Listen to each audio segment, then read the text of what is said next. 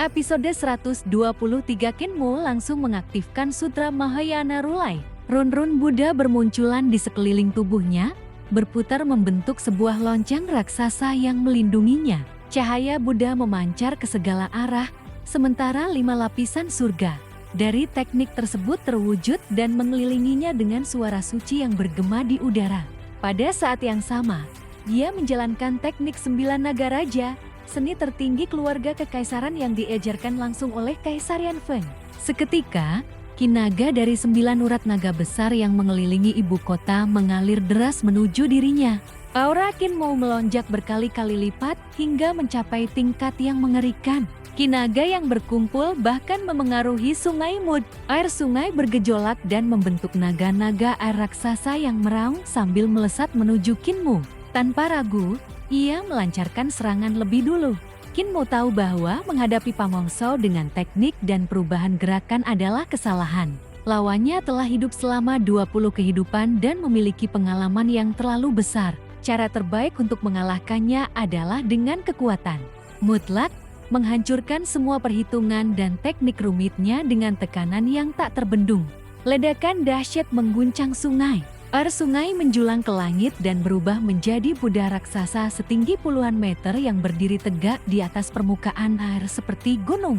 9 naga air melingkari tubuh Buddha tersebut, sementara telapak tangan raksasanya menghantam ke arah Pamongshou dengan kekuatan yang mampu mengguncang bumi. Raungan 9 naga menggema di udara. Teknik 9 naga raja berpadu dengan Tempest Stave dan Nine Dragons dari Thunderclap Eight Strikes, menciptakan serangan yang memadukan kekuatan keluarga kekaisaran dan seni Buddha.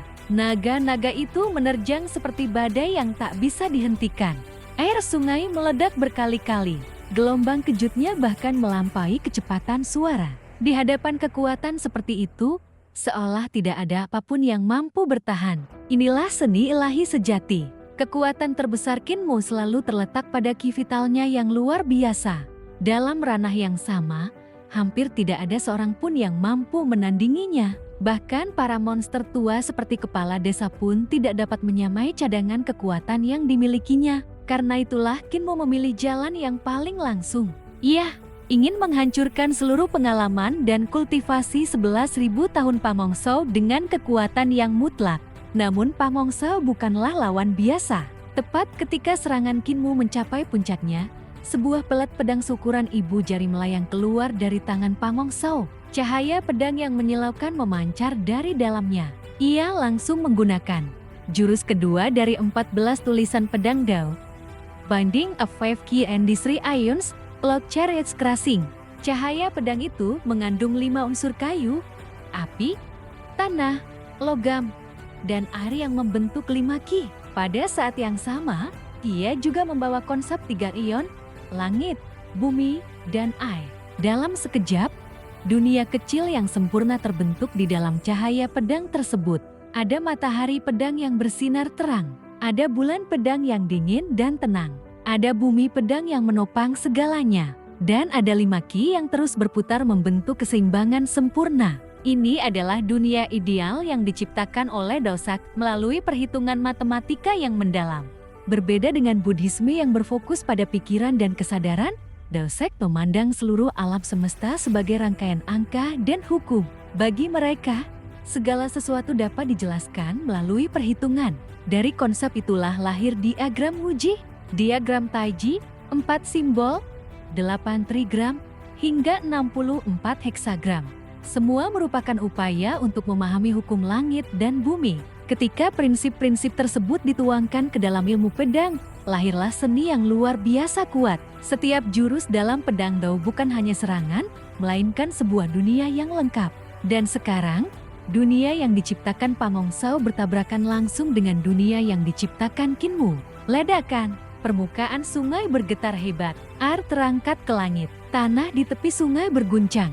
Gelombang kejut menyebar ke segala arah. Aliran air tipis yang tercipta dari benturan itu menembus batang pohon walau seperti anak panah, sementara ki pedang menghujani bebatuan dan meninggalkan ribuan lubang kecil di permukaannya. Buddha raksasa dan 9 naga milik Kinmu menerjang ke dalam dunia pedang Pamongshou. Namun dunia yang terbentuk dari perhitungan Daosek itu terlalu sempurna. Satu demi satu naga air hancur. Buddha raksasa reta. Kemudian seluruh serangan Kinmu runtuh. Dalam sekejap, cahaya pedang yang tak terhitung jumlahnya menghantam lonceng Buddha yang melindungi tubuh Kinmu. Riak besar muncul di permukaannya. Sesaat kemudian Kak Raka, lonceng Buddha itu pecah berkeping-keping. Namun ekspresi Kinmu tetap tenang. Pelet pedang langsung mendarat ke telapak tangannya. Cahaya pedang meledak keluar. Kali ini ia tidak menggunakan Sword Trading Mountain Sandy Reverse. Sebaliknya, ia mengeluarkan jurus kedua dari Sword Picture. Sungai Mut seketika berubah merah darah. Lautan cahaya pedang berwarna merah membentang sejauh mata memandang. Dari dalam lautan itu tampak sosok kaisar perang kuno yang bangkit dengan pedang di tangan, memandang seluruh dunia dengan tatapan dingin dan penuh penghinaan. Pedang pendiri kaisar lautan darah, benturan kedua terjadi. Pedang Dao dan Sword Picture saling menghancurkan. Kali ini Pamong Sao kalah. 5 Ki dan 3 Aeon yang diciptakannya langsung runtuh. Gelombang cahaya pedang merah darah menerjang ke arahnya.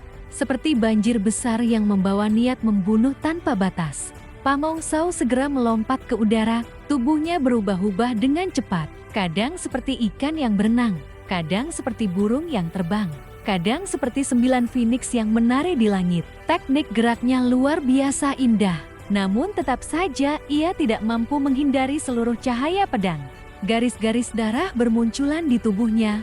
Cahaya merah menembus pakaiannya. Dengan keras ia jatuh ke permukaan sungai dan meledakkan air ke segala arah. Namun Kinmu tidak memberinya kesempatan sedikit pun untuk bernapas. Ia melompat maju, pedang di tangannya berubah menjadi pisau raksasa yang membelah permukaan sungai. Pamong Sao mengangkat pelat pedangnya untuk menahan serangan itu. Benturan demi benturan terdengar. Tubuh Pamong Sao terpental berkali-kali di atas air seperti batu pipi yang dilemparkan melintasi sungai. Sementara itu, Kinmu terus berlari di atas permukaan air. Setiap langkahnya menciptakan ledakan besar. Gelombang demi gelombang menghantam ke segala arah. Sebelum Pamong Sao sempat menstabilkan tubuhnya, Kinmu sudah muncul ratusan meter di depannya. Pisau besar itu kembali berubah bentuk dan membungkus tinjunya. Kinmu melepaskan satu pukulan. Boom! 45 naga air muncul dari tinjunya. Mereka meraung dan menerjang Pamong Sao secara bersamaan. Sungai menjadi kacau. Ledakan terdengar tanpa henti. Kemudian Kinmu melompat ke udara. 10 jarinya terbuka lebar. Petir menyambar dari langit dan menghantam pusat formasi naga air tersebut. Puluhan kilat bergabung menjadi satu serangan dahsyat. Pada saat yang sama, pedang di tangannya kembali berubah menjadi ribuan cahaya pedang. Sword Trading Mountain Sandy Reverse, gunung dan sungai yang terbentuk dari cahaya pedang jatuh dari langit seperti dunia yang runtuh. Mereka menghantam sungai dengan kekuatan yang menghancurkan. Permukaan air terbelah. Sungai seolah dipotong menjadi dua. Gelombang raksasa naik ke udara sebelum kembali jatuh seperti hujan. Di tengah kehancuran itu, darah menyembur keluar dari dasar sungai. Seseorang terluka. Pamong Sao melarikan diri ke kedalaman air. Kinmu mengangkat tangannya. Pedang pelindung junior yang tergantung di pinggangnya langsung terbang keluar.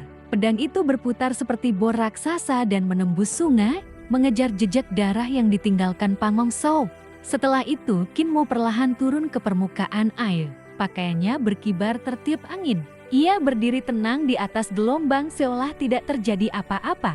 Di sekelilingnya, aliran air mulai naik ke langit secara terbalik. Air itu berubah menjadi kabut dan membentuk awan gelap di atas sungai. Petir berkelip-kelip di antara awan. Suara guntur bergema. Bayangan naga samar terlihat bergerak di balik kabut. Kinmu berdiri diam di tengah pemandangan itu. Dengan suara tenang ia berkata, "Pamong Sao, kau benar-benar mengecewakanku." Suaranya bergema di seluruh sungai. "Kultivasi dari 19 kehidupanmu hanya sebesar ini. Mengapa kau bersembunyi? Aku masih harus kembali untuk makan. Jika terlalu lama, makanannya akan menjadi dingin." Sungai tetap sunyi. Tidak ada jawaban. Kinmu mengerutkan kening.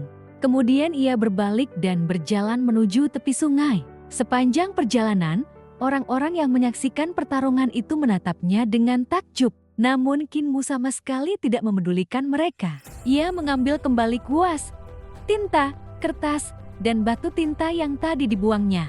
Kemudian ia meraih palu besi besar. Tanpa peringatan, ia mengayunkannya ke tanah.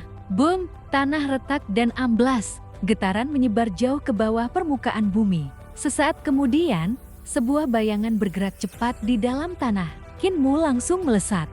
Ia tiba di dekat tongkat bambu yang sebelumnya ditancapkan ke tanah. Dengan satu pukulan telapak tangan, tongkat itu menembus lebih dalam. Darah langsung menyembur keluar dari lubang kecil di bawahnya. Qin Mu kembali melompat. Dalam beberapa langkah, ia tiba di lokasi dua pisau pembantai babi yang tertancap di tanah. Ia mencabut keduanya dan berputar di udara. Cahaya pisau menghujani bumi seperti air terjun. Tanah tercabik-cabik. Setelah puluhan tebasan, Qin Mu menghantamkan bagian belakang pisau ke tanah. Ledakan besar kembali terdengar. Lalu ia menyarungkan kedua pisaunya. Tanpa menoleh lagi, Qin Mu berjalan kembali menuju ibu kota. Tak lama kemudian ia tiba di Jade Fragrance Floor.